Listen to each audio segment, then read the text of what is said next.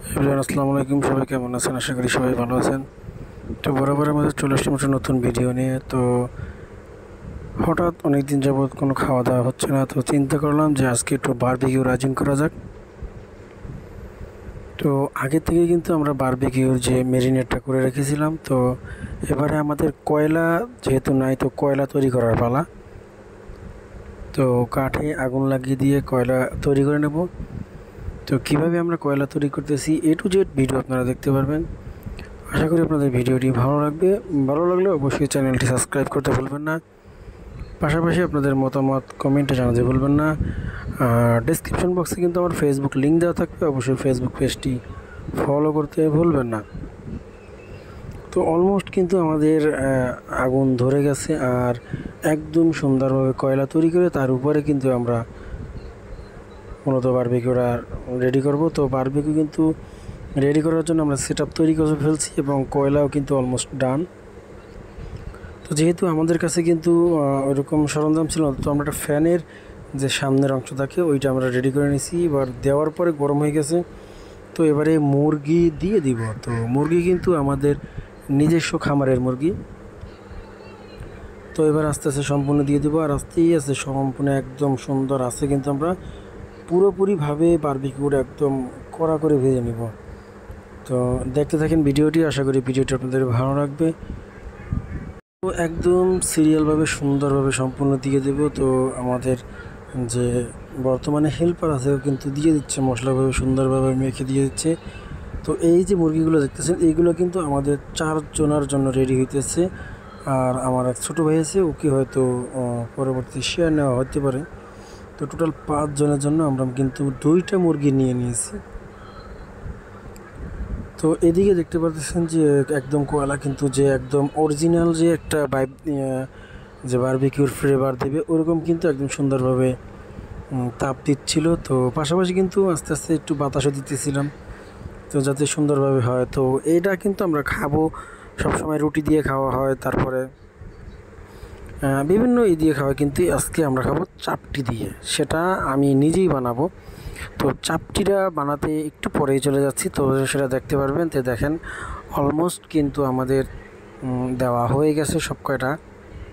তো চিকেনটা কিন্তু একটু ছোটো ছিল, এই জন্য একটু সাইজগুলো ছোটো দেখাইতেছে। তো অলমোস্ট একদম পুরোপুরি দেওয়ার শেষ করে দেখেন কিন্তু সুন্দর লাগতেছে, কালারটা অসাধারণ অস্থির লাগতেছিল।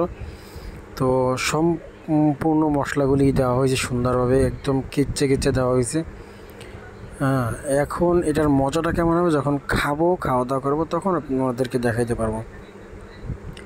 তো চাপটির জন্য কিন্তু আটা নিয়ে নিছি, তো আটা কিন্তু একদম অলমোস্ট রেডি, আর একটা দিয়ে দিছি। আর দেখেন এরকম চাপটি আমরা তৈরি করব, এই চাপটির দিয়েই কিন্তু আমরা মূলত খাবো। তো দেখেন চাপটি কিন্তু আমরা উল্টে পাল্টে একদম সুন্দরভাবে সেঁকে নিতেছি, যাতে কাঁচা বা কোনো ডিস্টার্ব না থাকবে। তো এরকমভাবে তো অলমোস্ট আমাদের কিন্তু এদিকে হয়ে গেছে। তো আমি ভিতরে যখন চাপটি বাঁচতেছিলাম গ্যাসে, আর এদিকে কিন্তু পুরো বারবিকিউটা অলমোস্ট হয়ে গেছে। তো কালারটা কিন্তু মোটামুটি চলে আসতেছে, আর আমাদের চাপটিও কিন্তু বানানো চলতেছে ঘরের ভিতরে। আর এদিকে কিন্তু তেল ব্রাশ চলতেছে, সস ব্রাশ চলতেছে, একদম অন্যরকম একটা ফ্লেভার চলে আসবে অবশ্যই। আর কালারটা কিন্তু একদম দেখেন অলমোস্ট চলে আসছে, একদম পুরোপুরি বারবিকিউ। আর গ্রামের ভিতরে এর চেয়ে বেশি সুন্দর বা এর চেয়ে বেশি ফ্যাসিলিটিস মূলত করা যায় না। তো তারপর আপনাদেরকে সুন্দরভাবে আমরা রেসিপি দেখাইলাম কীভাবে কী করতেছি, এবং খাওয়ার দাওয়াটা কিন্তু পাশাপাশি সস থাকবে। তো রাত্র প্রায় 2টা বাজে এই সময় কিন্তু আমরা এই আয়োজনটা করতেছি। তো হঠাৎ যেহেতু মনে পড়ছে, তো 10টার সময় আমরা মুরগি কাটছি, রেডি করছি, এর ভিতরে কিন্তু আমাদের ম্যারিনেট করে রেখে দিছি। আর পাশাপাশি কিন্তু যে হঠাৎ খাবার দাবার কিন্তু আসলে অনেক মজা হয়, সেটা আপনারা জানেন, কারণ হঠাৎ খাবার দাবারের বিষয়ে একটু ভালোবাসা বা অন্যরকম একটা আগ্রহ কাজ করে। তো এইদিকে মুরগি কিন্তু একদম হয়ে গেছে পুরোপুরি, আর আমাদের চাপটিও কিন্তু একদম টান।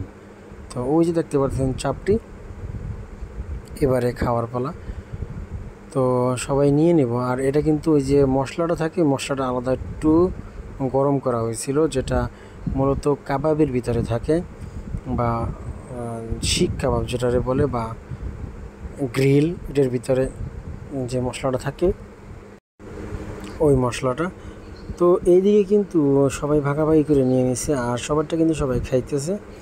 তো আমারটাও খাবো আর আপনাদেরকে টেস্ট সম্পর্কে জানাবো। এই দেখেন একজনে কিন্তু কড়াইতে নিয়ে নিছে, কারণ রাত্র 2টা বেলা এই সময় কিন্তু প্লেটের ব্যবস্থা করার কারণ তো ওরকম সময় নেই, কারণ যে জায়গায় বসে বা যে ঘরে ঘরে আমরা খাইছি ওই ঘরে কিন্তু কেউ ওরকম থাকে না। তো এদিকে সবাই এক পিস করে নিয়ে নিলাম, আর পাশাপাশি কিন্তু সস নিয়ে নিছি, যে সস কিন্তু দিয়ে কিন্তু জোস লাগতেছিল। তো দেখতেই পারতেছেন যে চাপটিটা খুবই নরম ছিল, তো চাপটিটা দিয়ে একদম বারবিকিউটা অস্থির লাগতেছিল, যেটা আমি বলতে বলতে আমার জিভে জল আসতেছিল, পানি আসতেছিল। তো যাই হোক না হোক, আজকে ছিল ভিডিওটি এই পর্যন্তই। বারবিকিউর এই ভিডিওটি কেমন লাগছে অবশ্যই কমেন্টে জানাতে ভুলবেন না। পাশাপাশি আমার ইউটিউব চ্যানেল এবং ফেসবুক পেজটি ফলো করতে ভুলবেন না। আপনাদের ভালোবাসা অবশ্যই লাইক, কমেন্ট, সাবস্ক্রাইব দিয়ে